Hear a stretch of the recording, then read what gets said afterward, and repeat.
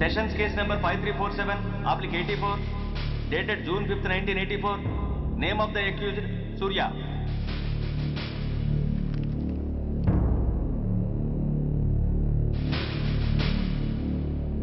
Proceed. Your Honor, ఈ నేరస్తుడిని కఠినంగా శిక్షించండి అని వాదించడానికి కూడా ఒక్క నిమిషం ఆగి అతని వయసును సమీక్షించుకోవాల్సినంత చిన్న వయసులో ఇతను 2 హత్యలు చేశాడంటే మన న్యాయ వ్యవస్థ మొత్తం ఒక్కసారి మళ్లీ ఆలోచించుకోవాల్సిన పరిస్థితి ఏర్పడింది. ఇతనికి జరిగింది అన్యాయమే, కానీ హత్యకు హత్య, హింసకు ప్రతిహింస సమాధానం కాకూడదు. ఇతను చేసిన తప్పుకు తప్పకుండా శిక్ష విధించాల్సిందే. కానీ వేసి ఆ శిక్షలా మాత్రం కాకుండా మొత్తం బాలలోకానికి, రేపటి తరానికి శిక్షణలా అనిపించాలి. It's my sincere request. That's all your honour. బాబు, నువ్వు చెప్పుకోవాల్సింది ఏమైనా ఉందా? ఆ హత్యకు సంబంధించిన అన్ని వివరాలు మాకు తెలిసిన ఎక్స్ మినిస్టర్ ఈ ఊళ్ళో పవర్ఫుల్ పర్సన్ అయిన చౌడప్పకి అగెనిస్ట్ గా సాక్ష్యం చెప్పడానికి ఎవరూ ముందుకు రాకపోయేసరికి కేసు క్లోజ్ చేయాల్సి వచ్చింది. మీలాంటి ధైర్యవంతులు ఊరికి ఒక్కరుంటే చాలు, మా డిపార్ట్మెంట్కి ఎంతో హెల్ప్ అవుతుంది. దేశం కోసం ప్రాణాలు ఇవ్వడానికి సిద్ధపడ్డ సైనికుడిని నేను. మేం కాపాడుతున్న దేశంలో ఇలాంటి కిరాతులు ఉండటానికి వీల్లేదు. ఇదిగోండి కంప్లైంట్, వెంటనే కేసు బుక్ చేయండి. మీరు ఎప్పుడు రమ్మంటే అప్పుడు నేను కోర్టుకు రావడానికి సిద్ధం. Thank you. I appreciate your spirit. Thank you. అవసరమైనప్పుడు కబురు పెడతాను, మీరు తప్పకుండా రావాలి. షూర్.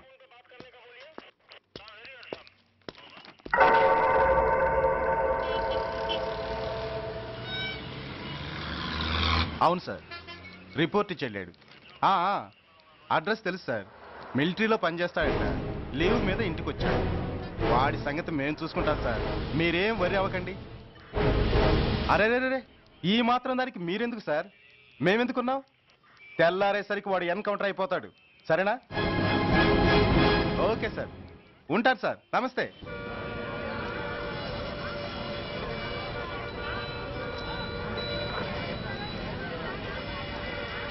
నాన్న, మనం ఈ ఊరొదిలి ఎందుకు వెళ్ళిపోతున్నాం? ఈ ఊళ్ళో కొందరు చెడ్డోళ్ళు ఉన్నారు బాబు. ఎవరు వాళ్ళు?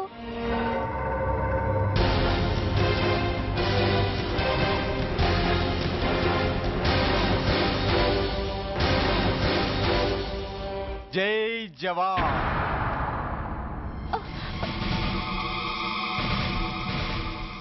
కోర్టుకొచ్చి సాక్ష్యం చెబుతా అన్న మిలిటరీ ఆయన చెప్పా పెట్టకుండా ఊరొదిలి పారిపోతున్నారే. రేయ్, నేను సైనికుణ్ణిరా.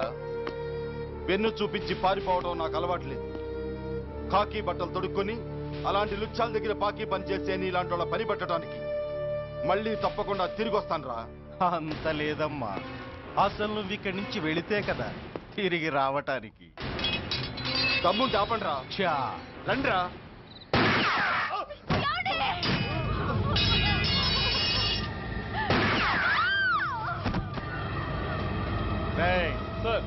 ఆ 2 శవాల్ని బస్సు వెనక టైర్ల కింద పడుకోబెట్టు.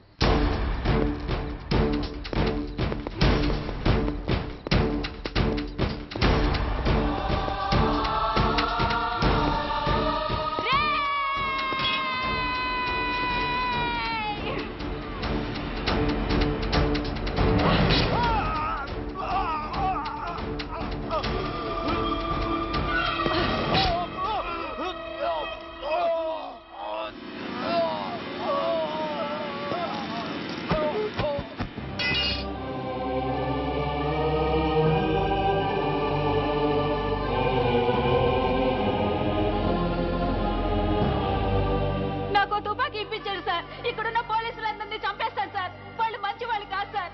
మా నాన్న దేశాన్ని కాపాడే సైనికుడు సార్. మా అమ్మని నాన్నని అన్యాయంగా చంపేశారు సార్ ఈ పోలీసులు.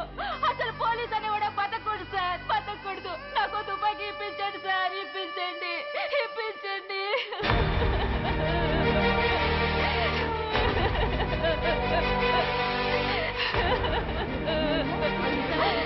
Order, order. The judgment is reserved. Court is adjourned. ఏ తలబట్టేసిందా? మీరా? ఏమా బాగున్నారా? బాగున్నానన్నయ్య. రండి కూర్చోండి. ఏరా, బోర్డర్ లో ఉండాల్సిన వాడి కోర్టులో పరిశీలన అయ్యావు. ఎంతసేపు అయింది వచ్చి? ఈ కేసు హియరింగ్ స్టార్ట్ అయ్యేసరికి వచ్చామన్నయ్య. ఇంతకీ ఆ అబ్బాయికి ఏం శిక్ష పడొచ్చు? ఏముందమ్మా, మైనర్ కాబట్టి కొన్నాళ్ళ పాటు రీఫార్మ్ స్కూల్ పంపించాల్సి ఉంటుంది. ఆ శిక్ష వేసేసి చేతులు దులిపేసుకుంటారు అంతేగా? నేరం చేసిన వాడికి శిక్ష వేయటం చేతులు దులుపుకోవడం ఎలా అవుతుందిరా? వాడు చేసింది తప్పు కాదని నీ అంతరాత్మకు తెలియదా? మన దృష్టిలో తప్పు కాకపోయినా చట్టం దృష్టిలో అది నేరం. దానికి శిక్ష వేయక తప్పదు. అసలు శిక్ష అనేది ఎందుకురా? మనిషిలో పరివర్తన తేవటానికి. మీరు వేసే శిక్ష వాడిని తప్పు తెలుసుకొనివ్వదు, తప్పుదారిలోకి మళ్ళిస్తుంది. ఏంటో నువ్వనేది? ఆ పసి మనసులో ఎంత ఆవేదన ఆవేశం ఉన్నాయో చూశావు కదా. శిక్షాకాలంలో అవి వాడితో పాటే పెరుగుతాయి తప్ప తరగవు. సమాజం మీద కక్షతో, వ్యవస్థ మీద హేట్రెడ్తో ఓ రెబల్గా సొసైటీలోకి వస్తాడు. దగ్గరకు తీసుకుని ఆదరించేవాళ్ళు లేక మరో క్రిమినల్గా తయారవుతాడు. ఇంతకీ నువ్వు అనేది ఏమిట్రా? మా కన్న కొడుకు ఎలాగూ పోయాడు, వాణ్ణి మేం పెంచుకుంటాం. Yes, we want to adopt him. I appreciate your humanity major Bhargav, but చట్టానికి విచారణ చేయటంలోనూ శిక్ష విధించటంలోనే కాదు, ఆ శిక్షను అమలు చేయటంలో కూడా కొన్ని పరిమితులు ఉంటాయి. శిక్షాకాలం పూర్తి కాకుండా అతన్ని మీకు హ్యాండ్ ఓవర్ చేయటం కష్టం అవుతుంది. ఇంతకీ ఆ కుర్రాడి మీద మీకు ఎందుకంత ఇంట్రెస్ట్? అతను ఓ సిన్సియర్ మిలిటరీ మ్యాన్ కొడుకు సార్. అంటే ఆ చనిపోయిన అతను? He was my subordinate sir. Oh, I see. Okay, I will do one thing. ప్రస్తుతానికి ప్రొసీజర్ ప్రకారం అతన్ని రిఫార్మ్ స్కూల్కి పంపిద్దాం. ఈలోగా గవర్నమెంట్కి, లా అండ్ ఆర్డర్ డిపార్ట్మెంట్కి స్పెషల్ పర్మిషన్ కోసం అప్లై చేసి వాళ్ళని ఒప్పిస్తాను. ఆ తర్వాత అతన్ని మీరు తీసుకెళ్ళవచ్చు. Thank you very much sir. వస్తాం సార్. మంచిది. మేజర్ గారు, ఆ కుర్రాడిని మీరు ఏం చేద్దాం అనుకుంటున్నారు? ఏ డిపార్ట్మెంట్ అయితే అధికార దుర్వినియోగం చేసి ఓ నేరస్తుని తయారు చేసిందో అదే డిపార్ట్మెంట్లో చేరుస్తాను. I will make him an honest police officer.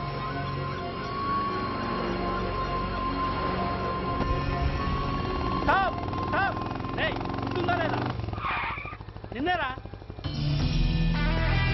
ఏంటి అలా చూస్తున్నావు?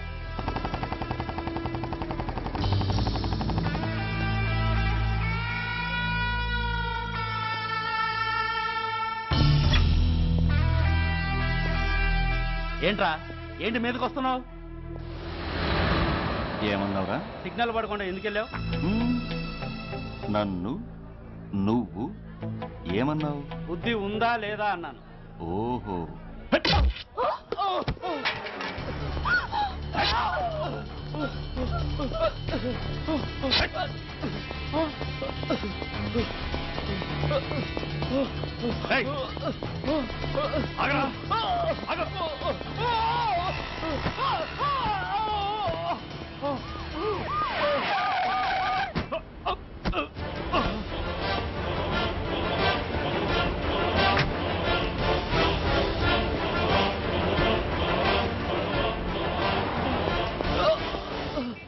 అతని హాస్పిటల్కి తీసుకెళ్ళండి.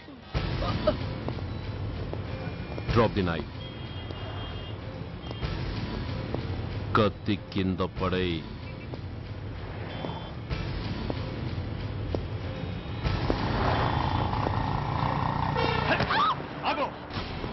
ముందుకొస్తే దీన్ని చంపేస్తా.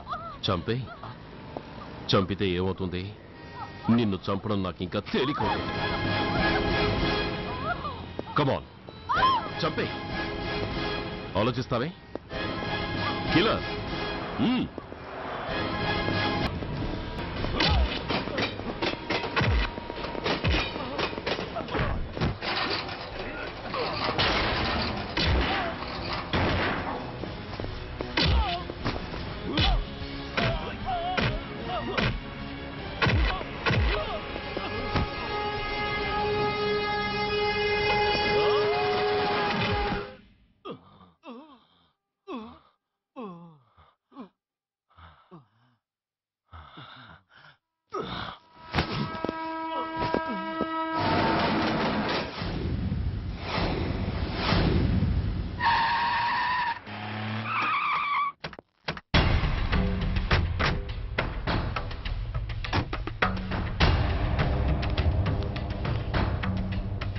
నమస్తే సార్. నమస్తే సార్.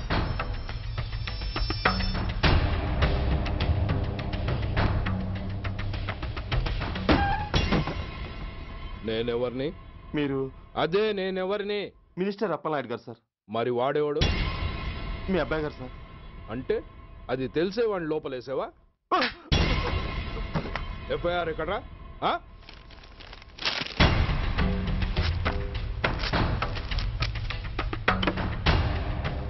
నువ్వే నా రైటర్వి? అవును సార్.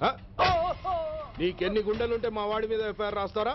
రే సెల్ తాళాలు ఎక్కడ్రా? ఇదిగోండి సార్. నీ అబ్బా నాకిస్తారా? ఇల్లు తెరువు. అసలు ఎవడరా నా కొడుకుని అరెస్ట్ చేసింది? ఏసీపీ సూర్య గారు అంటున్నానా? తూ నీ అబ్బా సిగ్గు లేదురా? ఆడంగి నాయల్లా తన్నులు తినొస్తారా? నా కడుపున చెడబుట్టావు కదరా. వెళ్ళు కార్లో కూర్చో. రే అసలే అడ్డదారులు అసెంబ్లీకి వెళ్ళినోడిని. నాకు సంబంధించిన విషయంలో ఎవడన్నా అడ్డొచ్చాడో అడ్డంగా నరికేస్తా. ఆ విషయం మీ ఏసీపీ గడికి చెప్పు.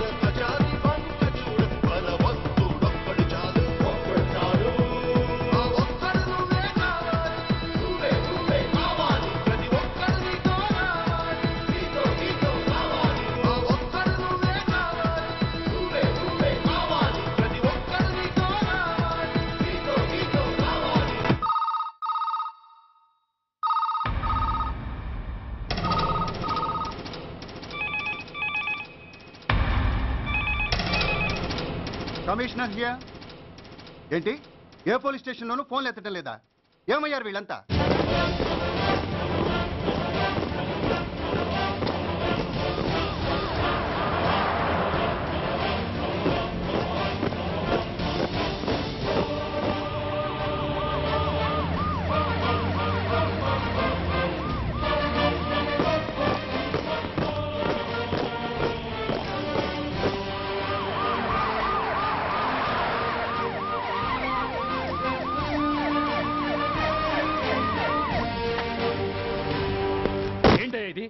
What is nonsense? యూనిఫామ్ తీసేసి పోలీస్ స్టేషన్ మూసేసి బజారు పడతారా? మీరు పోలీసులు అనుకుంటున్నారా, గుండాలు అనుకుంటున్నారా? విలువలేని యూనిఫామ్స్ ఒంటి మీద ఉంటే ఊపిరాడడం లేదని తీసేసాం సార్. పందులు పందికుక్కులు స్టేషన్లోకి వచ్చేస్తుంటే వాటిని ఆపే శక్తి లేక తాళాలు వేసేసాం సార్. మిస్టర్ సూర్య, పోలీస్ వ్యవస్థ లాంటి ఎమర్జెన్సీ సర్వీసుల్లో ఇలా సమ్మెలు చేయడం నిషేధం. అదే ఎందుకని sir? Government doctors, nurses, postal department కూడా ఎమర్జెన్సీ సర్వీసులే. వాళ్ళు హక్కుల కోసం స్ట్రైక్ చేయడం లేదా? ఆఖరికి మాకు ఓ గుర్తింపు రిజర్వేషన్లు కావాలని కొజ్జాలు కూడా స్ట్రైక్ చేస్తున్నారు. వాళ్లకున్నపాటి విలువ గౌరవం కూడా మాకు లేవా sir? Mister Surya, you are crossing your limits. మీరు ఇలా చేయటం వల్ల కామన్ పీపుల్ ఎంత సఫర్ అవుతారో ఆలోచించారా? పోలీస్ అనేవాడు కూడా ఓ కామన్ మ్యాన్ అనేది మర్చిపోకండి సార్. ఇంతకీ మీకు ఏమన్యాయం జరిగిందయ్యా? సార్, ఒక ట్రాఫిక్ కానిస్టేబుల్ తన డ్యూటీని సక్రమంగా చేసినందుకు ఒక లుచ్చా విధవ కత్తితో పొడిచి చంపబోయాడు. వాడిని అరెస్ట్ చేస్తే వాడి బాబెవడో మినిస్టర్ అప్పలనాయుడు అంట.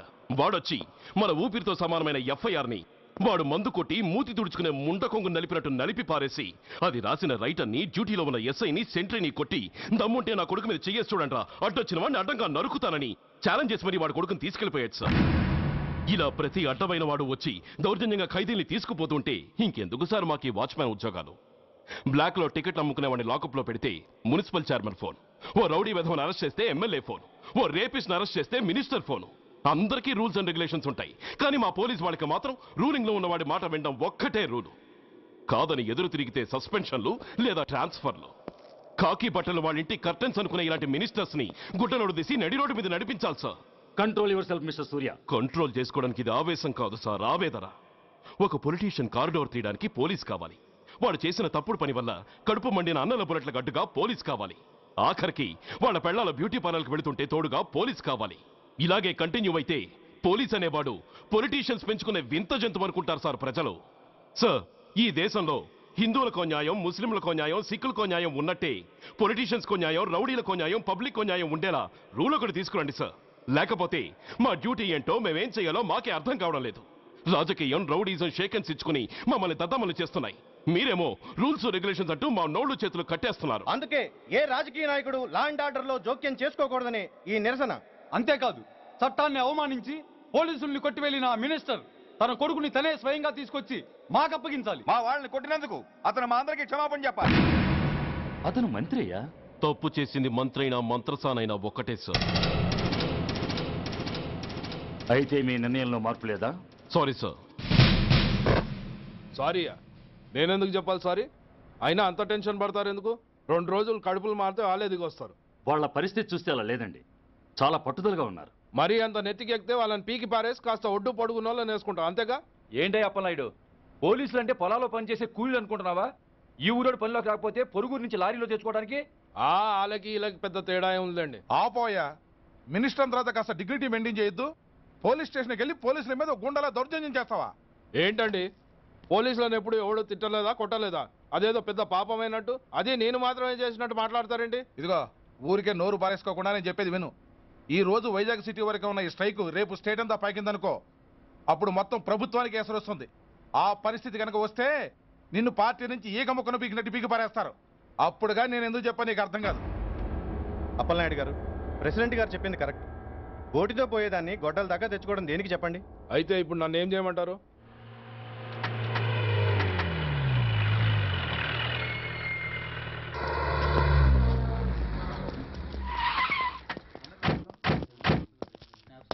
హలో, మా ఈ నిరసన పబ్లిసిటీ కోసం కాదు, మా ప్రాబ్లం సాల్వ్ చేసుకోవడం కోసమని మీకు ముందే చెప్పాను. మళ్ళీ ఎందుకు వచ్చారు? మినిస్టర్ గారు రమ్మంటే రాకుండా ఎలా ఉండగలం సార్? మినిస్టరా? ఏ మినిస్టర్? అప్పలనాయుడు గారే సార్. అదిగో అప్పలనాయుడు గారు వచ్చేసారు, పదండి.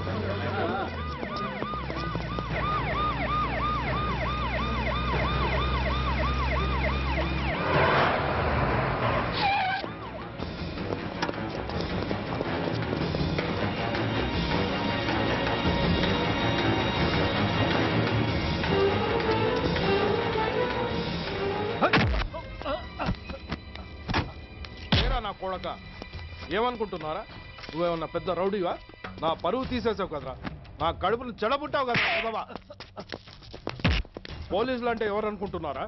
వాళ్ళు మనల్ని కాపాడేవాళ్ళరా, వాళ్ళనే అవమానిస్తావా? వెళ్ళరా, వెళ్ళి వాళ్ళ కాళ్ళ మీద పడి క్షమాపణ అడుగు, వెళ్ళవు.